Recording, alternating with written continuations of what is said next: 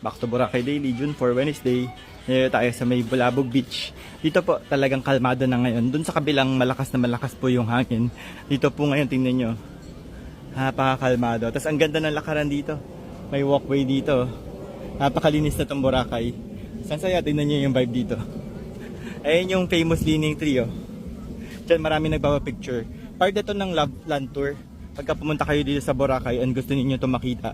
Wala po ito sa may station 123. Kaya nga po, Bulabog Beach. Yung station 123 po, ano po yun, main beach po yun. Tapos yung part rin po ng station 3 yung Angol Beach kung saan nandun yung resort nila Parpar. Tapos nandito po yung mga water sports activity. Diyan po kayo sasakay, papunta po dun sa gitna.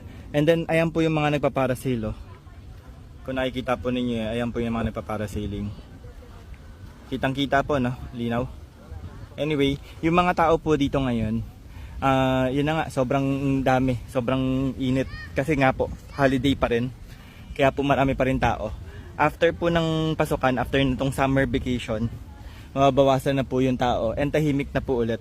And yun po yung mga ideal para sa mga nakakarami din na ayaw po ng overcrowded yung Boracay. Kaya sa ngayon po, hindi naman po ganun kadami yung tao. Although yan nga, marami-rami ka nakikita. May mga off-season po talaga na sobrang tahimik and konti nga po ng mga tao dito. But yun, at least may idea po kayo kung saan po itong Bulabog Beach. Madali lang po pumunta rito. Pwede nyo rin po itong lakarin from the mall. Nilakad ko na po ito from the mall hanggang papunta rito from BPI. Tapos less than 5 minutes lang po narating ko na yung itong dulong to. Anyway, ngayon magla-lunch po kami sa may Lazy Dog. Tingnan po natin din yung pagkain doon. Nandun si Mami Louie, sila Partisha, si Frank tsaka si Ronald. Isa to sa mga pioneer din dito. Ang tagal na nitong inn na to. Parang hostel type siya. May mga ibang taong kwarto na may kasama kayo sa loob. Ano pa to? Nauna pa to sa akin. Since 2004 pa ako dito sa Boracay. So ayan, ganito siya. Hello po.